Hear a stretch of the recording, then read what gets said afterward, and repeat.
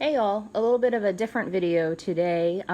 It's August 30th, 5 p.m. The squash surgeon has been nagging me to clean up my garden area of the garage. I forgot to take a before shot, but basically this whole area was pretty much covered with all my garden supplies. So I had to organize it for myself, so this video is really for me. But then I thought it might be interesting to see what all has gone into this year's garden, because it's not just put in some plants and water them and yay, we get vegetables. So when I look and see how much money I've spent on different things this year for the garden, it's a little daunting, but at the same time, we haven't been going out to dinner or, going to concerts or anything like that. So it's been a good time to stock up on supplies. So anyway, so I laid it all out on my table. I tried to organize it a little bit. Here we've got the pest and fertilizer type things, some neem oil, the BT, which I actually ordered from Amazon, but it came pretty much empty, so I have to get a refund on that. But that's for caterpillars and worms. Peppermint oil and rosemary oil, which you combine with the neem to get rid of pests, and also the peppermint masks the smell of the plants that aren't doing so well, like any unhealthy plants, so that less bugs will attack. This is actually for rooting the seedlings. I only used it once or twice because I didn't have a lot of success with the tomatoes, but maybe I'll try that again next year. Then we've got the cayenne pepper to spread out and hopefully get rid of the groundhogs and the squirrels.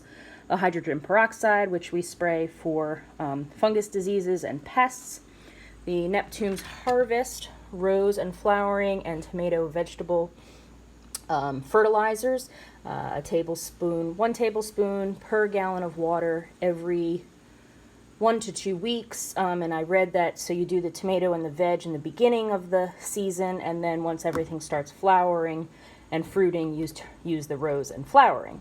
Epsom salt, which I haven't tried yet, but that's supposedly also good for, I think that's the magnesium to put in the soil, so I might try that this year. Then the Miracle-Gro, which I think I'm going to try to get away from, but in the beginning of the year I was using the Miracle-Gro. Then just some empty spray bottles to make my mixtures. This is the soil moisture light pH tester, so you can stick it in and see if you need water.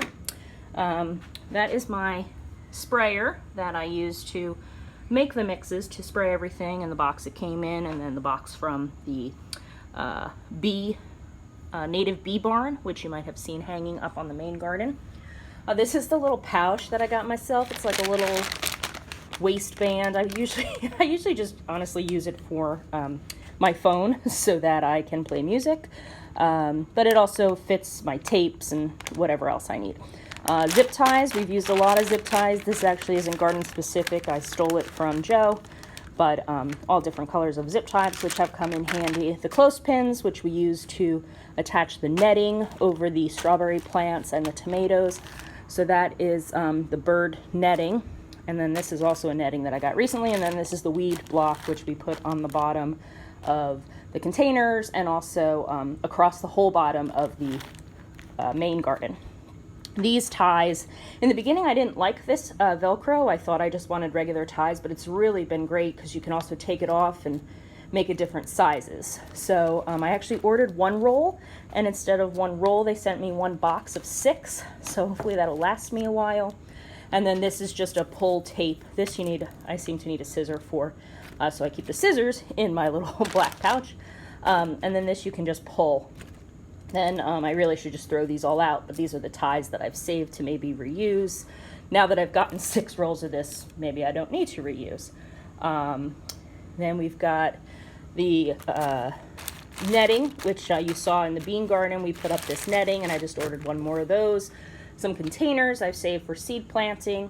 This is the City Pickers. The boxes are these City Pickers, and I think I now have 7 or 8 of them.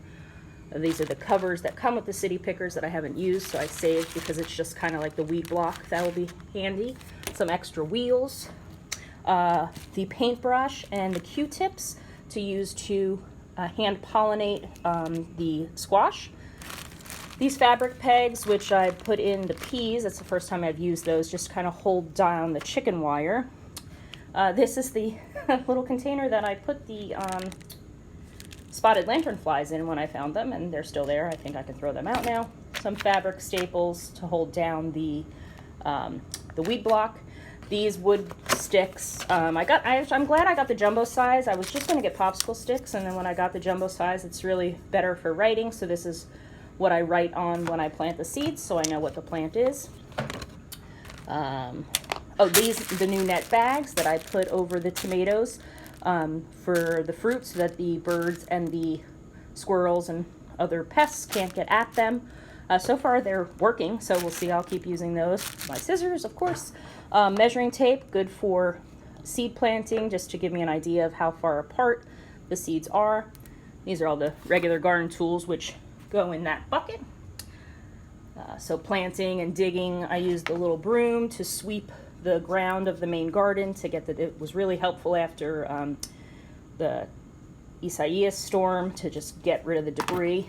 And of course my knee pads, and then that white, just kind of a white plastic serving tray that I use in the kitchen to put seeds on.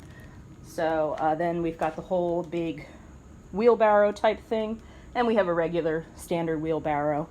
This is one of the construction tools that the squash surgeon made me, because we have some 8-foot stakes that we weren't able to get into the ground. So if you put this on top of the stake and you put it on the stake, and then you nail this part or hammer that part, and then it helps the stake get down.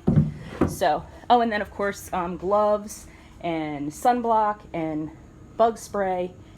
A hat and sunglasses are, of course, the other requirements for a day in the garden. Oh, and hand sanitizer, actually.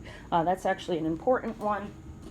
I've got some hand sanitizer that I use, or you can use alcohol to wipe off your scissors each time that you switch plants, so that you don't transfer diseases. So that's really come in handy. I'll just take this and my scissors and a picking bucket into the garden and go about my business. Watering cans, forgot those back there. And I think that's about it. I'm sure I forgot a couple things, but that's everything that goes into the garden. So thanks for watching, and I'll show you what it looks like when it's done and organized. Wish me luck.